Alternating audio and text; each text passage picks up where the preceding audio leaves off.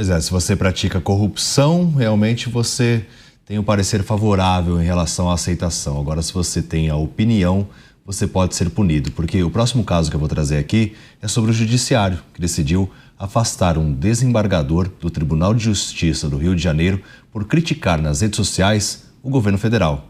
Marcelo Lima Burratem foi punido por 60 dias após questionar a ida de integrantes do Planalto a comunidades do Rio de Janeiro e também levantar suspeitas sobre pesquisas eleitorais. Segundo o Conselho Nacional de Justiça, as postagens do desembargador fomentaram a desconfiança social acerca da justiça e segurança do país.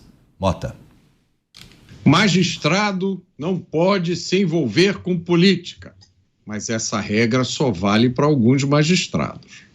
Magistrado só se pronuncia nos autos, a não ser que o magistrado esteja no topo da hierarquia. Aí ele fala quando e como ele quiser.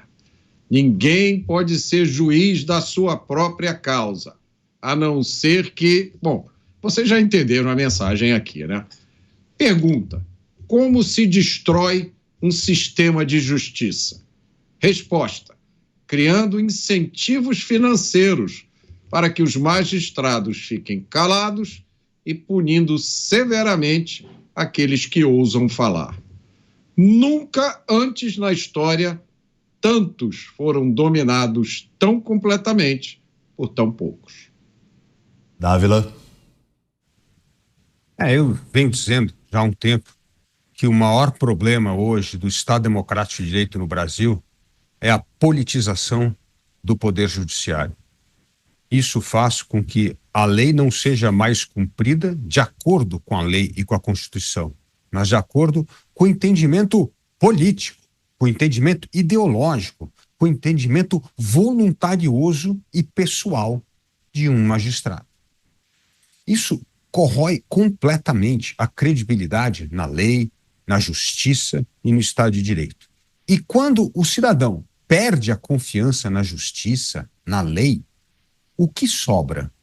Só sobra uma coisa: a arbitrariedade.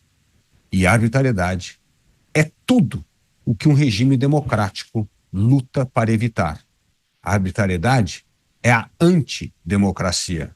A arbitrariedade é justamente o sistema na qual o voluntarismo dos governantes imperam sobre a lei. Beraldo. David, o desembargador Burratem cometeu um grave erro, que foi ser próximo do ex-presidente Jair Bolsonaro.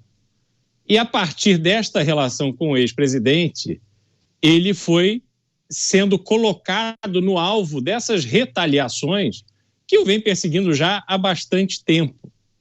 Esse caso específico sobre a desenvoltura com que ministros do atual governo circulam por comunidades sabidamente controladas pelo crime organizado, colocam uma manifestação de uma pessoa que vive na cidade do Rio de Janeiro e sabe exatamente ambientes que não devem ser frequentados por ministro de Estado.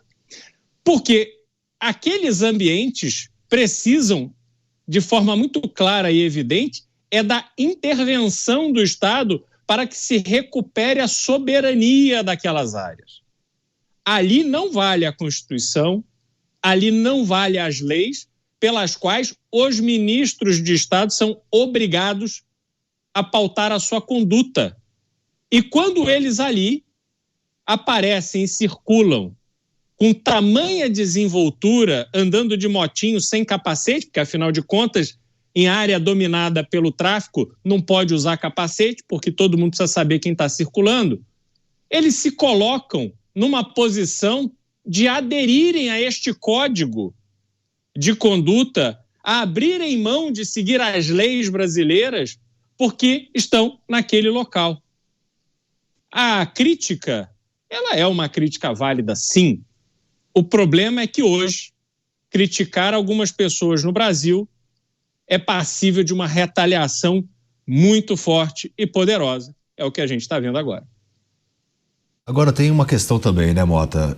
O Burratem, ele compartilhou uma reportagem sobre a visita do presidente Lula a uma favela onde a polícia teria sido proibida de realizar operações. Acompanha a mensagem: Lula é convidado de honra do Comando Vermelho. Ele já teve, em outubro do ano passado, as redes sociais suspensas e, segundo essa decisão agora, pela suspensão dele de 60 dias, ele reincidiu na atitude. A lei tem que valer para todos, David. Na minha visão, é isso que eu considero Estado de Direito. Se um magistrado não pode se manifestar politicamente, nenhum magistrado pode se manifestar politicamente. Eu arrisco dizer que todos os dias a gente vê algum magistrado dando alguma declaração política, antecipando o resultado de um julgamento, dando entrevistas, fazendo palestras. Onde é que está essa regra? Por que ela só vale para o desembargador Burratem e para alguns outros magistrados? Olha, pode ser uma falha de memória minha, mas até onde eu me lembro, todos com posições políticas que não são de esquerda, não é isso? Ou a gente lembra, eu não estou conseguindo lembrar de nenhum magistrado de esquerda, e há vários conhecidos que dão declarações, eu não me lembro de nenhum deles que tenha sido punido. Eu posso estar enganado. Se por acaso vocês conhecerem algum caso, é só mencionar. Dávila, também tem um outro aspecto. Então a gente deveria também começar a punir todo esse protagonismo que o judiciário tem tido nas mais diferentes esferas, por meio dessas palestras, dessas falas que são exercidas, inclusive citando casos que ainda estão em curso? A gente deveria rever essa situação? Com certeza, David. Aliás, o exemplo vem de cima. Se em cima todo mundo participa em palestra, dá entrevista para jornal, inclusive viaja no avião presidencial, bom, então aí todo mundo tem chance de falar alguma coisa, se manifestar politicamente. O correto era todo membro do Poder Judiciário não se manifestar politicamente, seguir com discrição a sua função e se manifestar apenas nos autos. Esta é a regra que deveria valer para todo o judiciário, mas não é o que acontece no Brasil. E quando o exemplo é ruim, que vem de cima, não pode esperar atitudes diferentes embaixo. E por último, né, Mota, acho que tem uma coisa que nós precisamos lembrar aqui. Quantos juízes se manifestam politicamente, principalmente na justiça criminal, soltando bandidos que deveriam estar presos, porque tem uma visão muito particular de que criminoso é um problema social, é uma vítima da sociedade. E de que maneira que a gente poderia resolver essa situação, Beraldo? O grande problema é que o mau exemplo vem de cima, David. Porque precisamos lembrar, a frase escrita por Débora Rodrigues na Estátua da Justiça na Praça dos Três Poderes, perdeu Mané, foi dita por um ministro do Supremo Tribunal Federal em relação ao resultado das eleições de 2022. Teve ministro que se manifestou dizendo: vencemos depois do resultado da eleição. Houve, ainda na semana passada, ministro que, em evento internacional, disse que a Lava Jato se equiparava ao primeiro comando da capital.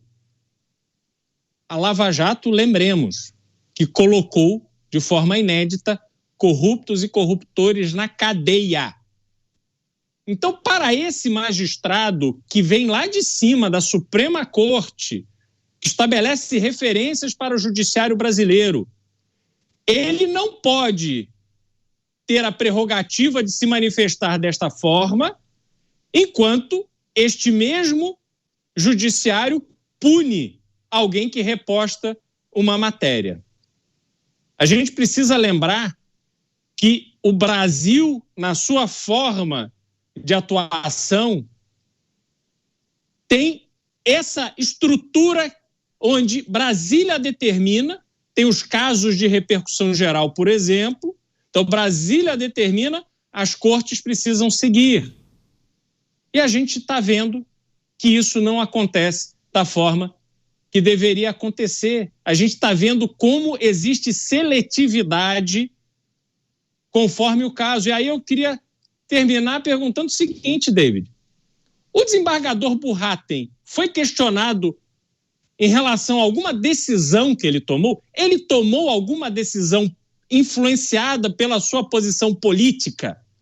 Uma sentença proferida por ele foi uma sentença injusta ou inadequada para o processo, porque há ali uma desconfiança de que esse posicionamento político está influenciando o julgamento dele? Que eu saiba, não existiu isso. Então, essa discussão se baseia em quê, exatamente? Essa é a minha dúvida. Pois é, porque quando um magistrado comprovadamente tem acesso a uma das partes, para ele ter a isenção, ele não pode julgar aquele mérito, ele é afastado e outro é realocado no lugar. Já vi diferentes episódios, até mesmo de, às vezes, o esposo ser juiz, a mulher ser advogada e o juiz não poder julgar o mérito justamente por conta dessa situação. Então, acho que o Beraldo trouxe uma questão muito importante, né? Ele julgou algum mérito relacionado a isso, Mota? Não tem, né? Pois é, essas são perguntas importantes. Obrigado ao Beraldo por colocar essa bola em jogo. Como ele colocou, eu vou chutar. O desembargador abriu algum processo de ofício? O desembargador participou de julgamentos de casos nos quais ele era uma das partes interessadas? O desembargador impediu advogados de terem acesso ao processo? O desembargador intimou algum réu pelas redes sociais? O desembargador congelou a conta de alguma empresa só porque ela tinha o mesmo acionista de uma outra empresa que tinha envolvimento em algum caso? Eu acho que a resposta para todas essas perguntas é não. Ávila, muitas vezes a gente vê umas das partes envolvidas, inclusive como vítima, julgando também. Mais do que isso. Nós vemos na Suprema Corte, David, parentes, familiares de juízes que estão julgando o caso na primeira corte, defendendo clientes na Suprema Corte. O que você acha disso? Você acha que isso é normal num país? Como é possível familiares serem contratados justamente porque os seus parentes serão aqueles que julgarão o caso na Suprema Corte brasileira? É um escândalo. Quer ver outro caso escandaloso? Nós aprovamos uma reforma trabalhista no governo Michel Temer. E nós temos juízes na justiça trabalhista que falam que aquela reforma que foi aprovada, que é lei no país, não vale.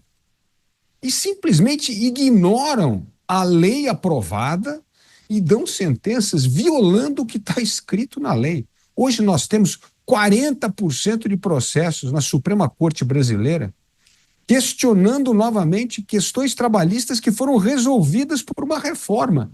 Mas então que país é esse? Que a justiça, que juízes da Justiça do Trabalho não respeitam a lei criada pelo Congresso? Que país é esse que numa Suprema Corte nós temos vários parentes e familiares de ministros do Supremo defendendo clientes na própria Suprema Corte? É um descalabro. Então, esses são exemplos que ilustram porque o brasileiro está cada dia mais descrente da justiça. E isso não é coisa de hoje. É coisa que vem acontecendo e as instituições não reagem. Onde é que estão os contrapesos? Onde é que estão os freios? Porque está desenfreada a situação. E se nós marcharmos assim, nós vamos perder a confiança nas instituições que são os pilares que defendem a democracia. A vida inteira, David, na história, países que abraçam a democracia acreditam que nós precisamos ter o Estado Democrático de Direito justamente para limitar e conter o poder dos governantes. Mas no Brasil parece o oposto. Parece que aqui a lei é ignorada e dá todo o poder aos governantes para interpretar e fazer o que bem quiser da lei, mesmo que aquilo não esteja explicitado na lei. Ou seja, a tarefa número 1 de termos uma Constituição, termos leis aprovadas para limitar o poder dos governantes, No Brasil, é o contrário. Aqui parece que é cada vez mais carta branca para os governantes e membros do judiciário fazerem o que bem entenderem com o destino da nação.